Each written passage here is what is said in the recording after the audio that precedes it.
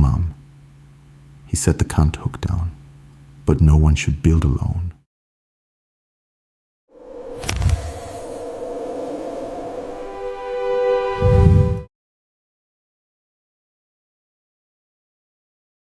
On the last Thursday in August of 1887, on a quarter section of grass, 4 miles north of Cedar Bend, Montana territory, there was a door frame standing up out of the ground, with no house around it. Maren Holt had set that frame herself in the second week of July. Plumb, braced both ways, the sill bedded on 2 flat stones.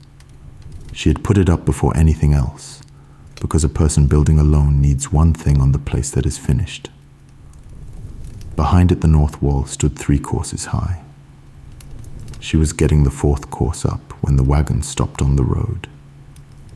She had a log on the skids and a rope over her shoulder and the near horse by the bit. And she was 6 months along, and she did not stop what she was doing to look at the road. Callum Ashford got down and came as far as the gate and no farther. His place ran along her east fence, and in 9 weeks he had not said 40 words to her. Mrs. Holt, I've got a hired man and a team standing idle till the beef ships. I'd take it kindly if you'd let me put them on this. Maren Holt walked the log up the last foot of the skids, rolled it into the notch and set the rope down. I don't need saving, she said. No, ma'am. He went back to the wagon. She heard the tailgate come down, and then 4 house logs hit the ground one at a time, peeled, the butts squared. When she came around the end of the wall, he was standing by the team with the lines in his hand. Where do you want them? Maren Holt did not answer him. So he stacked them inside the gate, out of the road, and drove east. That was the first morning. Edwin Holt filed on that quarter section in the spring of '85 at the land office in Miles City, out of what was left of 2 years of freighting. They lived the first summer in a wall tent, and after that in a dugout, cut back into the creek bank, roofed over with poles and sod.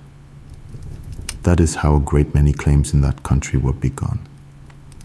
It is not how anybody meant to finish one. He was bringing the first of the house logs down off the ridge in June when it happened. The manor of it belongs to that family, and I am going to leave it where his widow left it. She was 28, out from Wisconsin at 23, and before that she had grown up in the back of a joiner's shop in Manitowoc, sweeping shavings for a father who let her hold the other end of everything he ever built. She could scribe a notch. She knew to the pound what a wall was supposed to weigh. What she did not have was a second pair of hands, and a log wall is the one kind of work that does not care how good you are. She had until the snow. Not because anybody told her so, because the dugout took water in April and would take it again. And by spring, there was going to be a child in it. I have been through a run of final proof papers out of the territory land offices. And the thing that stays with a person is not the law. It is the printed questions.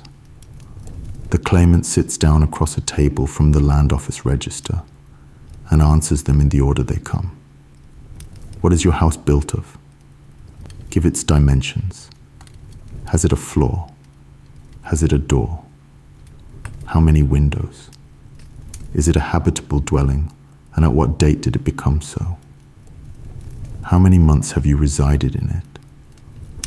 Were you ever absent? And for how long, and why? Then 2 neighbors sign underneath and swear they have seen the house with their own eyes. There is a line on that form for the size of the house, and no line anywhere for who carried the logs. And there is one more thing, in the statute itself, that I want you to have before we go on. If the man who filed dies, his widow may finish the entry in her own name and take the patent herself. The law says that in a single sentence. It does not say one word about how she is to do it. The people in this are mine. The questions on that form are not. The 4 logs were there Thursday. On Friday morning there were 4 more, and she had not heard a wagon. She got up earlier. On Monday she was out at the wall before the sky went grey, and the logs were already down, and the track through the wet grass went out to the road and turned east. It went that way for 11 mornings. 4 a morning, peeled, the butts squared, the tops cut off at 22 feet, which is to say he had measured her walls without once coming inside the gate to do it. She did not walk over to thank him. And I want to be exact about why, because it was not pride, or it was not only pride. A thing given is a thing owed. She had been offered money for a hired man twice that summer, and a room in town for the winter, and every one of those offers had a small quiet expectation folded down inside it, which was that she would stop. Logs at a gate came with nothing. Nobody had to be thanked for them, and nobody could be paid back for them, and that was the only arrangement she could carry. So she used them. They went up into that house before the snow. I'm going to be plain about the money, because she was. When Edwin Holt was buried, there was $61 in the house. A hired man that autumn wanted $25 a month. And his board, and the men who would have taken the work, were out cutting hay for better than she could pay. 2 sashes of window glass hauled up from Miles City, $5.40 the pair. 30 pounds of nails, $1.50. A second-hand stove at Bidwell's, $13. Carried on the book until March without her asking. Set that against $61 and a team she would not sell, because the team was how the logs came down off the ridge. That is her situation entire. Cedar Bend looked at the same figures and came to the sensible conclusion, which was that a woman 6 months along could not put up a house before the snow. They were not being unkind. They were being arithmetically correct. A house that size takes 2 men, 8 weeks, and she was 1 woman, with 11 weeks of weather left in the year. On the 12th morning, she came around the end of the wall in the dark, and there was a man at the far end of a log, with a cant hook in his hands. He had it up on the skids already. He looked at her once, then back at the log, and waited. Maren Holt stood where she was for a while. Then she picked up the rope and went to the other end. They set a full course that morning, 4 logs, and nobody said anything at all except twice, when he said ready, and once when she said hold. At noon he stood the cant hook against the wall and drove east, and she stayed at it until she could not see her scribe marks anymore. 2 men from town were on that road the same morning, hauling poles. That road runs a straight mile past the gate with nothing between it and the house side but grass. What they saw was a woman and a man walking a log up a set of skids and not talking. By Wednesday it had gone around Cedar Bend twice, once as a kindness and once as the other thing. The other thing was not spite. I do not believe there was spite anywhere in that town. It was that people had started to be afraid for her, and being afraid for somebody in a small place comes out of the mouth sideways. Bidwell's at Cedar Bend was a store, a post office window, and the only stove in the county a person could stand at without buying anything. Tess Bidwell had kept it 19 years and buried her husband out of it. She had a way of asking a question that let you out of answering it. There was a circular tacked up by the door, put out by the land office and about a year old, and Maren Holt had gone over it enough times to have it by heart. Residence, cultivation. And in the middle of the second paragraph, the words the whole autumn turned on. A habitable dwelling. The circular did not define habitable. Nothing anybody ever handed a homesteader defined habitable. It was a word a register in Miles City would settle. In an office, about a house he was never going to see, on the oath of two neighbors who had seen it. You could ask for time, Tess said one afternoon, with her back turned, stocking a shelf. People do it. There's a form for it. There's no form for the weather. Tess did not answer that for a while. No, she said, there is not. On the second Sunday in September, a man named Hoyt drove out from town in a clean shirt. He was 51, he made harness, and he had buried a wife in 82. He stood at the gate with his hat in his hands and put it to her about as well as it can be put. He had a frame house with a shingle roof and a stove in 2 rooms of it. He was not asking one thing of her she would have to think about before spring. And a child ought to be born somewhere with a floor in it. Maren Holt let him finish. Mr. Hoyt, that's a kind offer, and I know what it's worth. I'm going to say no. And I'd take it as a favor if you didn't decide afterward that I said it out of pride. I won't decide that. It's a good roof. It is, Hoyt said. It's the best thing I've got, and it isn't much. He put his hat on and drove back to town, and told Tess Bidwell that evening that he had asked and been turned down, and that he thought better of her for it. That was the third one, and there were 2 more before the snow, and every one of those men was offering the only thing he owned that would keep a woman and a child warm. By the middle of September, the 2 of them had a way of working that had never been discussed. He came before light 4 mornings a week and worked until noon, because he had his own place and 40-odd head to see to, and 1 hired man who could not be left with all of it past dinner. He did not tell her how to build.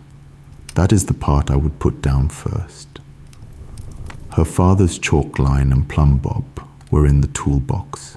It was her scribe on every notch. And twice that month Callum Ashford stood waiting at the end of a log, because she was not satisfied with the saddle, and was cutting it again. 6 words a morning, on a talkative day. Ready, hold, come ahead. That's plumb. One afternoon in the store, with no preface at all, Tess Bidwell said, his wife's name was Hester. Maren Holt did not say anything. January of 84, and the baby with her. Tess set a tin down on the shelf.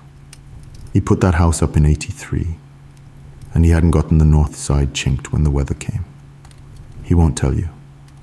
I only know it because I'm the one who had to write it in the book when he came in for the boards. Maren Holt went home and did not say 1 word about it. Not then, and not until the night he said it himself. By the last week in September, the walls stood at the window line all around. 28 logs. She had scribed and saddled every notch in them and set the first 12 alone. There was ice on the water bucket on the 28th. She was 7 months along, and she had begun to sleep in her coat, because getting up out of bed twice a night in a dugout come October costs you something, and she had decided to stop paying it. The door frame had a wall on both sides of it now. From the road it had started to look like a house instead of a stack. It stood that way on the night of the 4th of October, 4 courses short of the plate. green logs, nothing pinned, and no roof on any of it to hold it down. The blow came out of the northwest on the 5th of October with wet snow in it, and it stayed 2 days. An unfinished log wall is not a wall. It is a stack holding itself up out of habit. On the second night, the north side went, the top 2 courses and the ends of the east and west walls locked into them. One log took the east brace off the door frame as it went down. She was in the dugout with a lamp and she heard it, and she did not go out because there was nothing to do out there in the dark but get hurt. She came out at first light, and Callum Ashford was standing in the mud at the north end, with 2 of the fallen logs already back up on the skids. From the look of the work, he had been there since 3. Maren Holt stopped where she was. "You didn't have to do this," she said. "No, Mum." He set the cant hook down, but no one should build alone. Neither of them moved. Out past the wall, the creek was running grey, and there was snow still lying in the shadow of the bank. "I've got 30 more coming off the ridge Thursday," he said. "Where do you want them?" And this time she answered him. "North end," she said, "butts to the creek." That is all that was ever said about it. 6 logs had come down. It took the 2 of them 6 days to get back to where they had been on the 4th. By the 16th, the wall stood 2 courses past it, every course of the wall pinned through with dry pine pegs, because she was not going to lose it twice. I would ask you to notice what he did not do that morning. He did not tell her the wall had been badly built. It had not been. He did not say she should have asked. He did not say a word about the weather that was coming, which he knew more about than she did. He asked her where to put the logs, and then he put them there. Nobody in Cedar Bend called this a courtship, and I am not going to call it one either. From the road, it was 2 people working. He had never sat down at her table. He had never once been inside the dugout. In 8 weeks, he had not asked her a single question about herself, and she had not asked him one. But every other person who cared about that woman had said some version of the same thing to her since June. There were a good many of them, and they all meant it. Come into town. Let it go till spring. Think of the child. Callum Ashford was the only one who took it as settled that the house was going up and behaved accordingly and brought logs. That is the difference between helping a person and working beside one. By the 3rd week of October, she was into her 8th month and could not get down to the bottom courses to chink them. He did the bottom courses. He never said why he was doing them, and she never said thank you.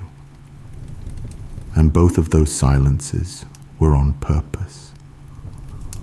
On Thursday the 20th of October, Tess Bidwell shut the store at noon, which she had not done in 19 years except for 2 funerals, and drove out with the window sashes, packed in straw, in the wagon bed.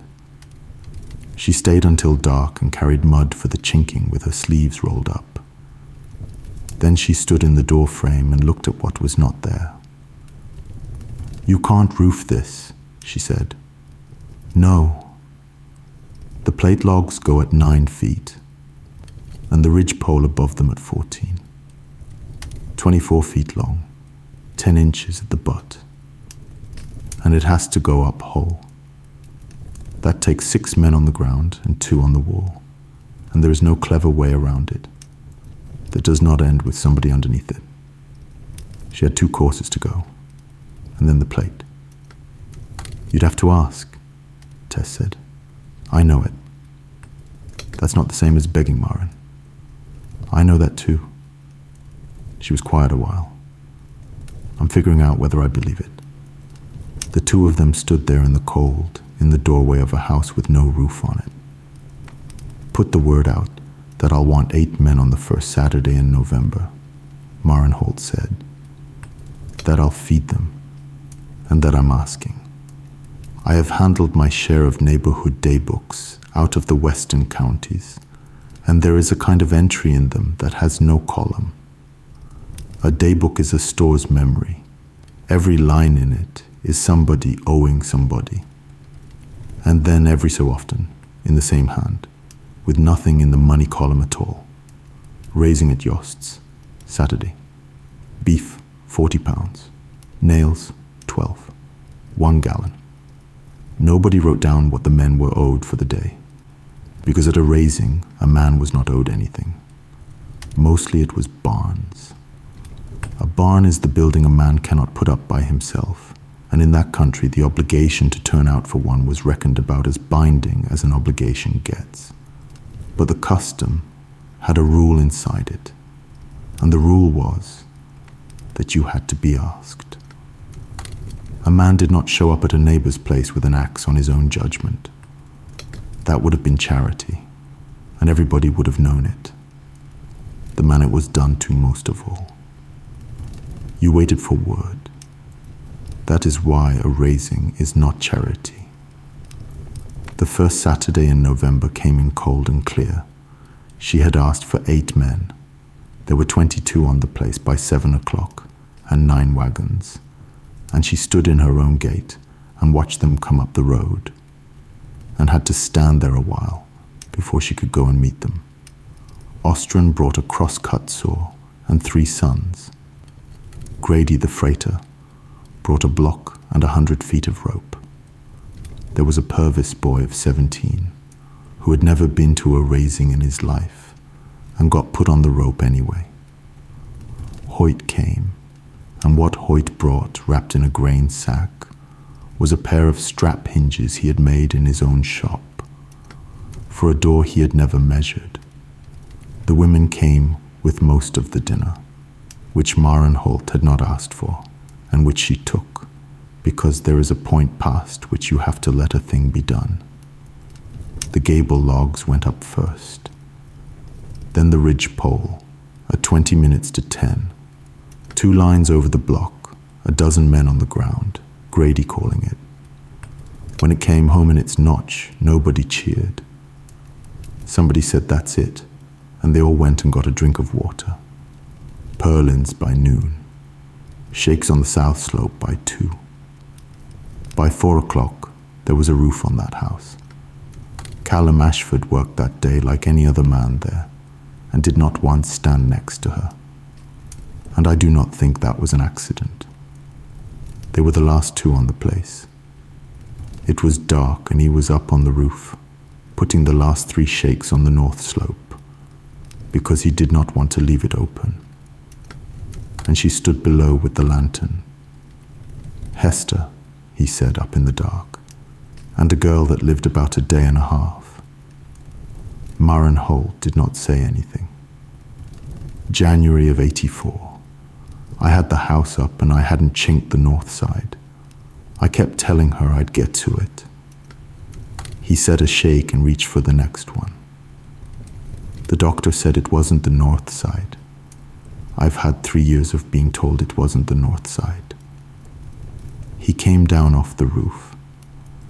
His name was Edwin, she said. He was bringing the first of these logs down off the ridge. These right here, the ones in that wall.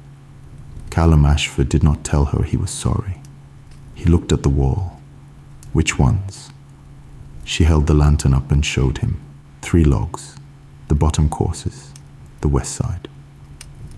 He stood and looked at them a while. "Then he's in it," he said. That was all of it.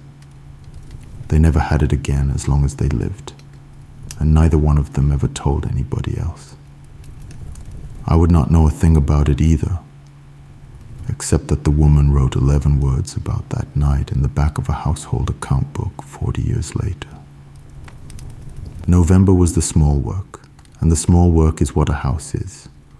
Moss and mud in every joint, worked in from both sides, on a ladder she was not supposed to be on. 400 board feet of mill flooring, hauled up from Miles City by Grady, who charged her the empty wagon rate and would not be argued with. The sashes set and puttied, the stove set, and 8 feet of pipe. On the 19th, she hung the door. It was the door she had built in July, out of 2-inch plank, with a Z-brace on the inside, and it had been leaning against the creek bank under a tarpaulin for 4 months, waiting on a house. Hoyt's hinges took it. She had to shave the strike side twice, and she did it with her father's plane. Then she went in and shut it behind her. There was no light in that room but what came through 2 windows. It was 19 degrees outside, and it was not 19 degrees in there. That is what habitable means. A shut door and a difference in temperature. Every register in every land office in the West would have taken it. The first snow that stayed came down on the 26th of November. Callum Ashford drove over at noon and did not get off the wagon. She came out and stood in her doorway with her hand on the door. "I've been 3 weeks trying to get this into a shape I could say it in," he said. "I'd like us to be married, and I'm not asking you to come over to my place." Maren Holt looked at him for a while. "This cabin stays," she said. "It's my claim. I'll prove up on it in my own name, and I'll be living in it the day I do. And that is not a condition I'm putting to you. It's a fact I'm handing you. I know what it is. Then you know what you're asking. The law lets a widow finish what her husband started. It does not say one word about a woman who marries again in the middle of it. And there's a register in Miles City who's going to have an opinion. Then he'd better see you living in it." He looked out at the snow coming down between the 2 places.